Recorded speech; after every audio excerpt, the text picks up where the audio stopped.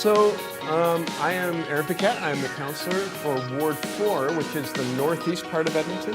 So 66th Street and Yellowhead, and then everything north.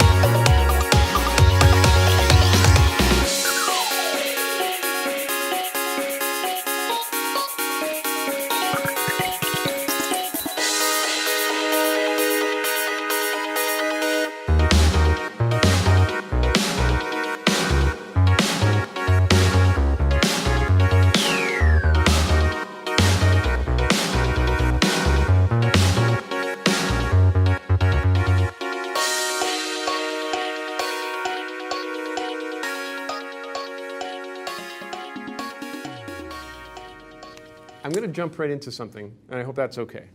We've got a transportation issue in Edmonton. We've got a lot of people with a lot of ideas. One thing that, that has been built out in a small way, not even major, just as an experiment, are these bike lanes, right? And a lot of people have opinions about bike lanes. We also have roads that maybe need to be doubled in lane and things like that because there's getting to be a lot of congestion. And we also have a public transportation system that in many ways doesn't make a lot of sense. So one of the main goals of all of these things is to make sure that people can get from point A to point B easier. And in the 80s, do you guys remember when Mill Woods was built? Yep. Yeah. And they've got the big, long Millwoods Road, and then all of the communities coming off, and they thought that's the plan for the future. Everyone can get in their car and live in suburbia. And they started building every community like that, and we're still building communities like that, which sounds nice, except let's go back a bit. Everyone can get in their cars and go anywhere they want. So we built a city for cars, not for people. And what happens when you can't drive? Then it's like you're stuck on an island and you can't get anywhere. So one of the challenges we have is how do we get ourselves out of this situation? We haven't given people other options, so they have to drive. So then you build a bike lane, people get mad. They're like, oh, these bike lanes get in the way of, why are we focusing so much money on that? We should be building more lanes for cars. Okay. And then we want to work on an LRT. Why are we wasting all that money on LRT? We should be building lanes for cars. Okay. Then we build the lanes for cars, and they're like, great. And they fill up immediately with cars. And now we need more lanes. So we've got a problem where we're not going to be able to build ourselves out of this problem. We just don't have the money. So we've got to figure out, okay, so people who can't drive, or people who don't want to drive, they would take another option if they had it. What do we do for them? And so the city's been embarking on a big transportation master plan, re-envisioning transportation in Edmonton. And they've done some really great things. People are going to get from point A to point B much faster. And it's really efficient, but there's a problem. They're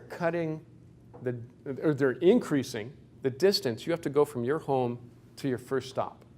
In my community, where I live, it's going to be 1 kilometer to get to the first stop. And that's going to be the case in a lot of communities. Now you tell me, how does that help a parent with a stroller in the middle of winter? How does it help someone with a walker? How does it help someone with a disability? How does it help a senior to take public transportation? It doesn't. It doesn't help them at all. People who are able-bodied, people who are young and have energy, people who don't have kids, it's going to be a great system for them.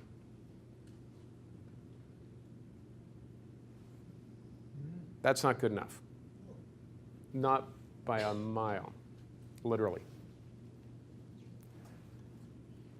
So one of the things that I'm up against, honestly, because a lot of council supports this new direction, because they haven't lived it. They don't know how tough it can be. They're saying, well, we just got to save money. We've got to save money. We've got to save money. We've got to save money.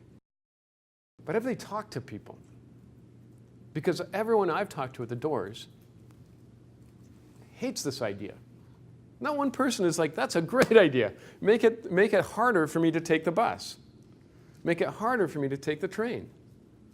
They're saying, if we're going to spend the money on all this stuff, if we're going to spend the money on a funicular, if we're going to spend money, right, on an arena, if we're going to spend money on all these other things because we say it gives us a return in the long run, why wouldn't we spend the money to make sure that people can actually get around in this city? It helps people with their health, so they can get to the doctor, they can socialize, they can volunteer, they can get to jobs. I mean, you name it, public transportation is the key to unlocking a lot of the things that we're worried about in the city. We can save money by spending a little bit, but we also make a lot of money by getting people moving around, sharing ideas.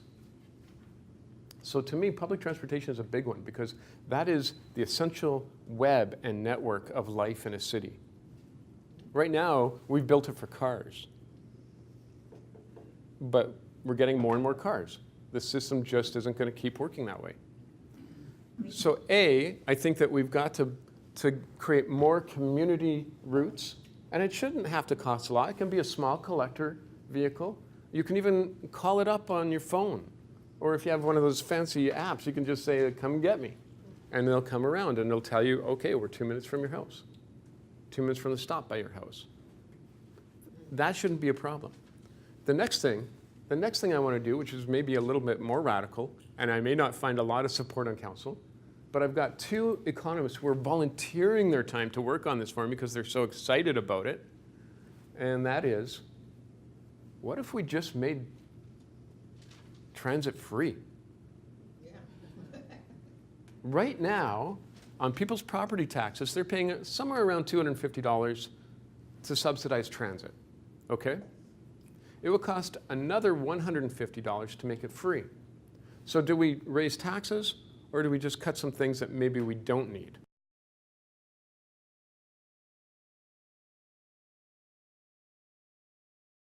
Right, so for my wife and I to both have a bus pass, for us, it's $200. And you're telling me that if I paid an extra $150 on my property taxes, I don't have to buy those bus passes? And that's just 1 month, that $200.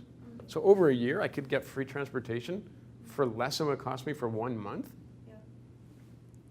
That's sounds like a deal to me. Most economists say free public transportation supercharges a local economy and a local culture. And we're trying to attract young people to our city. We're trying to get seniors out into our communities because it's so needed. If we had 24-hour service, you'd have people who work night shifts and things like that. They'd be using it. You'd have more people in a station.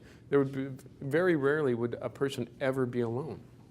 And so we solve a lot of problems when we solve problems, right? It just keeps going down the line.